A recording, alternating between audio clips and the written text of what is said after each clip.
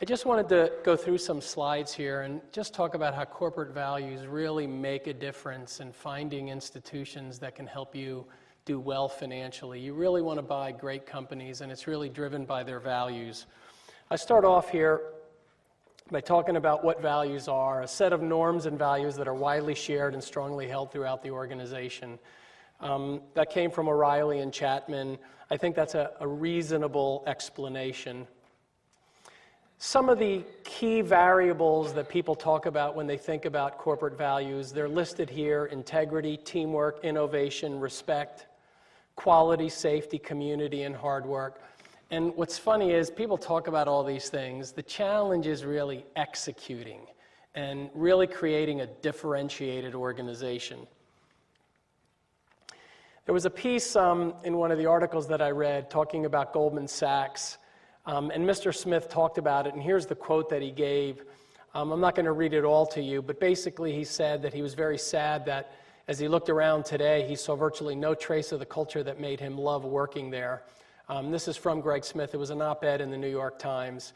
And then he did a follow-up book, and he blamed the demise of Goldman's culture due to them going from being a partnership to a public company. And that's a really big distinction.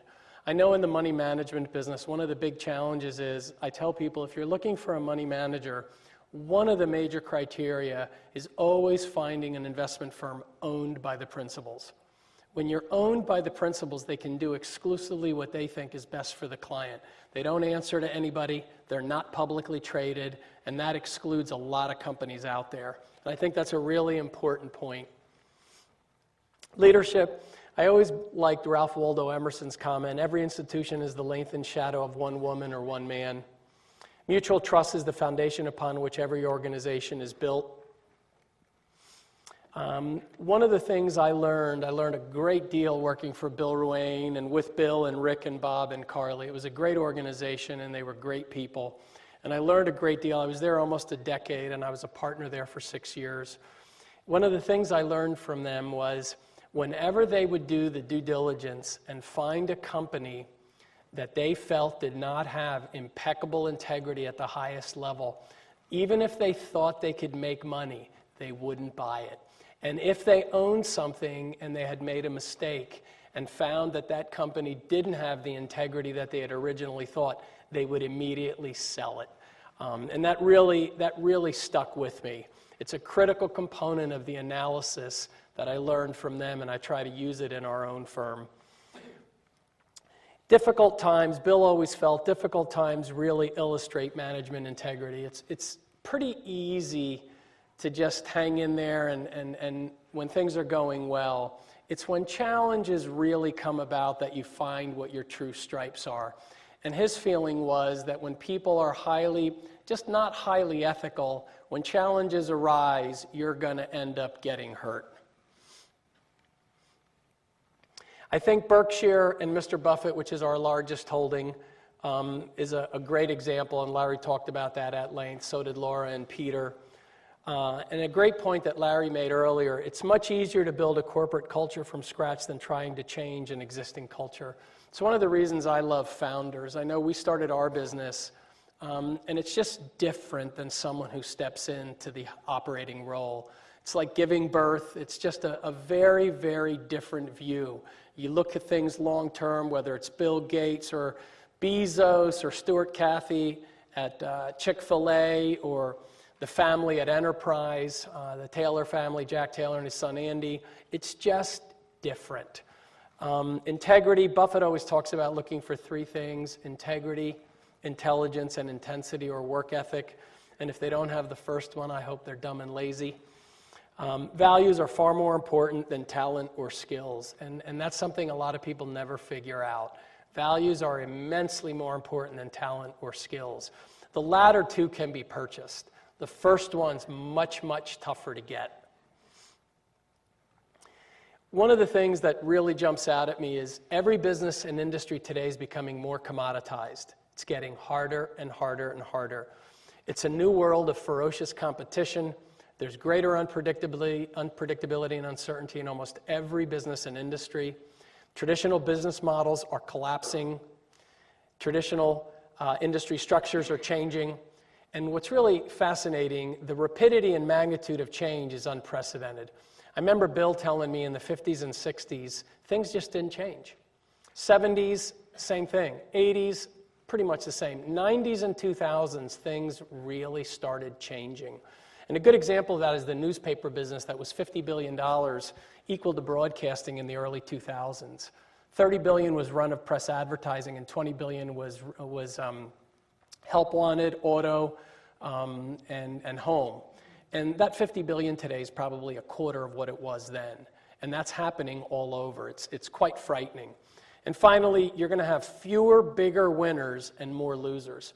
So the positive news, to be an optimist, if you can figure out what's going to happen, there's opportunity to make enormous amounts of money. The negative is there's going to be a lot more losers than there have been in the past. So success will be greater, and it'll be fewer players, and failure is going to be a lot more people. Every business industry is becoming more commoditized, as I just mentioned, and you can look at all these industries and see them, and you can pick any one of these out and talk about them at length. Retailing and Amazon's one. Take cable, for example. Cable's got 3 revenue streams. No one cares about the voice over IP telephony. They just give it to you free. In New York City, where I am, almost no one, or many people, the new ones, people don't care about having their own voice over IP home phone. They use their cell phones. The broadband bundle, the broadband piece is very important, and that's going to maintain its strength. However, the government's just not, even with some changes at the FCC, they're just not going to let them price whatever they want, because it's a monopoly except where you have cable and Fios, and that's not in many cities. So they're not going to be able to price whatever they want there. And finally, the video product, which is their lowest margin, but their largest revenue generator, is at huge risk. So I have no idea what's going to happen to cable. People don't want to pay. They're going with Sling and Hulu and all these other services. So my point is, there's one example of the certainty. It's very difficult to know what's going to happen, so we just avoid it. We really believe in Darwin's thought about the strongest of the species that survives is not the most intelligent, it's the one that's most adaptable, and that's more pertinent today than ever. Culture is becoming the primary sustainable source of competitive advantage, being adaptable, creative, innovative, and fast-moving. For example, when you're looking in the healthcare space or in pharmaceuticals, one of the companies we bought in the animal space was Zoetis. And one of the things we looked at right away, a differentiator in that area, especially now with pricing. Of course, pricing is less of an issue in healthcare. Generics don't matter. But one of the issues is their innovation. And their R&D labs, 20 to 25% of all vaccines and all animal pharmaceuticals have come from Zoetis over the last 10 years. That's what you want, not constant price increases and all the rest. You want to find cultures that have unique capabilities that can translate into really, really building terrific companies. And we've been very fortunate and ironically, it had great earnings today. The stock's up a few points. It's a double from where we bought it a couple years ago or 3 years ago. So sustainable source of competitive advantage is really becoming the culture of an organization. Culture eats strategy for breakfast, according to Drucker. Culture will trump strategy every time, from Nilofer Merchant. And culture isn't just one aspect of the game, it is the game, and that's from Lou Gerstner. It's really, really hard to build a great culture. And it's even harder to go into a company and build one. It's much easier to start from scratch, as hard as that is, because you can build it from the ground up and do it your way. Real estate, they talk about location, location, location. Companies are all about people, people, people. People are loyal to culture, not strategy. And there's some great work done by Dan Ariely from Duke. Employees really seek, at the higher levels, they really seek purpose, autonomy, and mastery. Those are the 3 things employees really seek. In our firm, I would never compare ourselves to these great companies, but Tina's been with me for 16 years. I think she sees me 3 times a year. She's in Pennsylvania, and I'm in Manhattan and Gallivant and all over. But there's enormous trust and respect. She has enormous authority, and the same applies to everyone else in the organization. The whole back office and the whole team's in Pennsylvania. So I think it's really important to give people autonomy, They really want to be great at what they do. They want to master it, and they want to have a purpose. So at our firm, even though Bill used to always call himself an analyst, he hated the word portfolio manager, and I agree with that. What we're trying to do is really make a difference in the financial lives of our clients. That's our purpose. Whatever their specific needs, goals, and objectives are, that's what we're trying to do. And we created a firm to do that. We try to build really long-term relationships with them. And when I meet with clients, we say to them, what's the purpose of the pool of capital? First of all, I try to talk to them and get to know them for 20, 30 minutes. I don't even talk about money. Then I want to get an understanding of what the pool of capital they're looking to give us is for. Growth, income, whatever, obviously capital preservation. And then the second point I make, I'm brutally honest. I tell them if on the equity component and even on the fixed income component, if they don't have a 3-year or preferably a 5-year horizon, don't give me the money. I don't want it because we're not going to be able to satisfy them given the way we operate. And it really sets the stage to build a long-term mutually beneficial relationship. Human capital is more important than any other component in building successful businesses. Creates competitive advantage, it drives and adapts to change, it spawns innovation, embraces uncertainty, experiments regularly, and you learn from failure.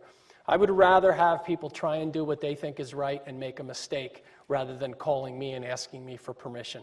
As long as you know their heart's in the right place and they're trying to do the right thing, and they really, really value that. People love autonomy.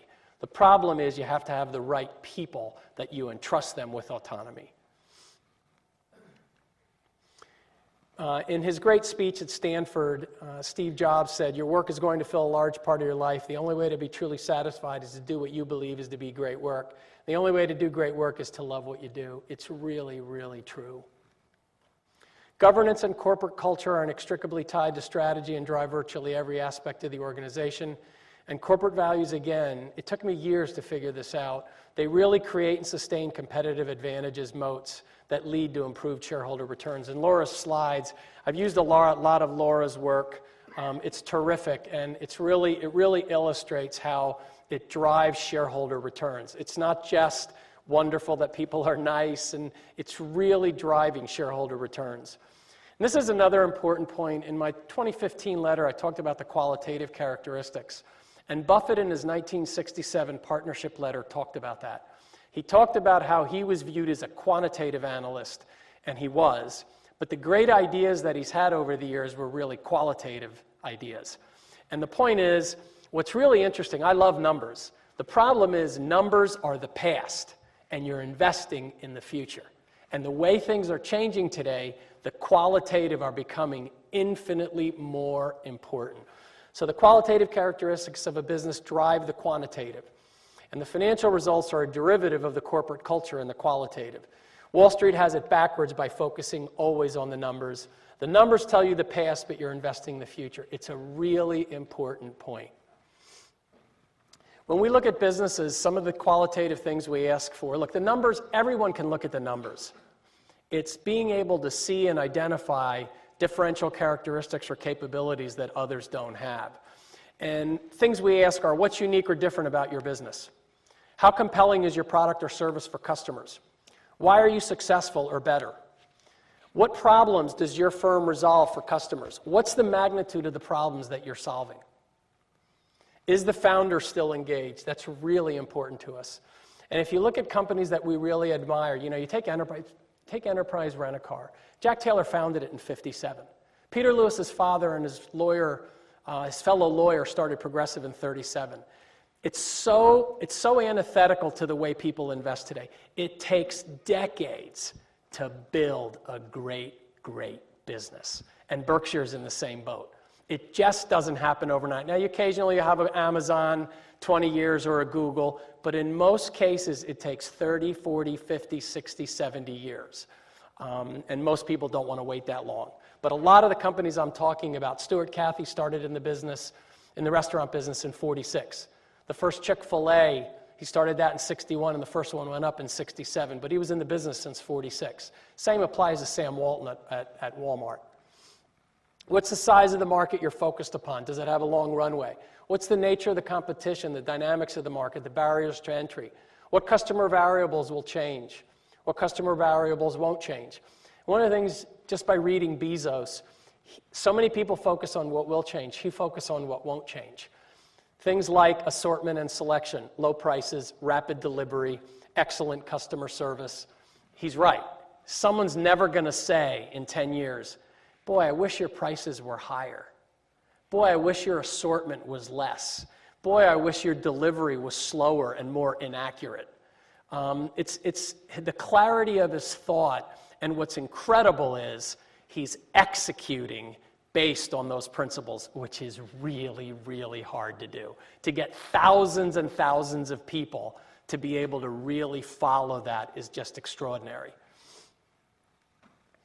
Berkshire Hathaway, there was a blog from Laura that I read a while back from the 2014 annual talking about autonomy, transparency, and remaining small, which is the culture of Berkshire, which Larry went into great depth. Leadership is all about vision, communication, and judgment.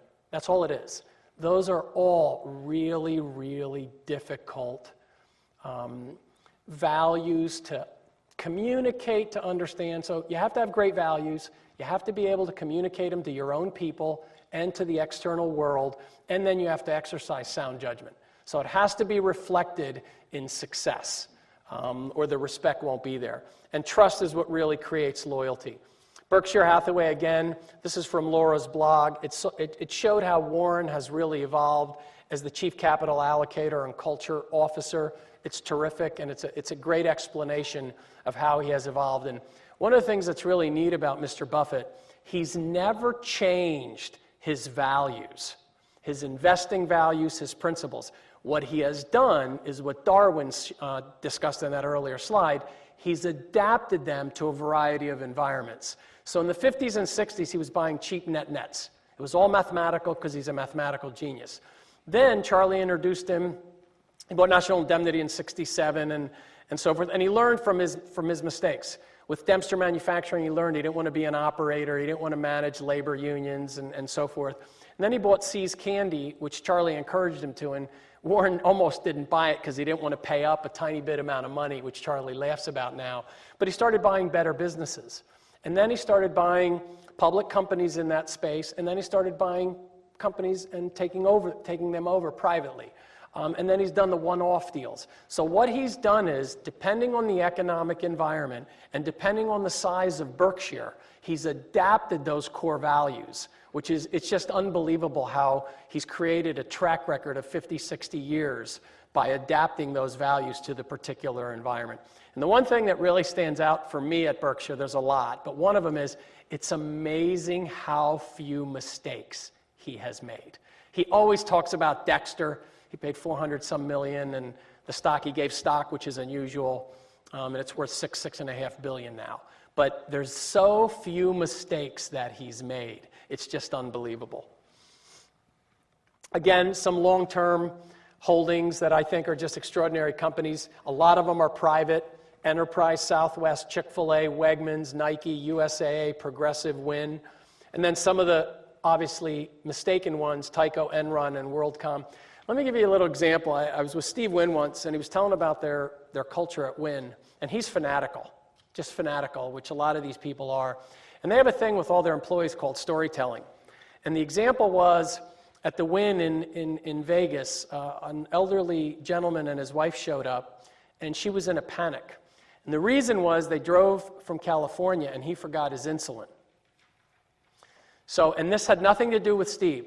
So the individuals at Wynn, at the front desk, resolved the problem. And what they did was, one of the employees had a brother that lived in Southern California near them. They had someone at the house. He went and picked up the insulin, and he actually brought it to Las Vegas in a few hours because they needed it by the next morning. And the point I'm trying to make is, that's what you're really getting after. That the employees dealing with the customers provide that kind of capability and service. I mean, it's just unbelievable. It's incredible to be able to get it down to that level. But that's one example. And Wynn could give you hundreds of examples. And so they broadcast that, and all the employees hear that, and it permeates them. And it happens on a regular basis. And so that's one of the reasons Wynn has been, one of the many reasons, has been so successful. The quality of your relationships dictate the quality of your life, both professionally and personally. And it's really true. I lecture at 4 universities almost every semester, and I try to tell the kids that. The quality of your relationships is going to dictate the quality of your life, both professionally and personally. And that's all people. Trust is the foundation. Open, honest, transparent, mutual respect. Again, a little bit about how in our firm we try to employ these. I really agree with Warren's approach about integrity, intelligence, and intensity. Things we ask ourselves, are you trustworthy? Can we trust one another before we hire someone?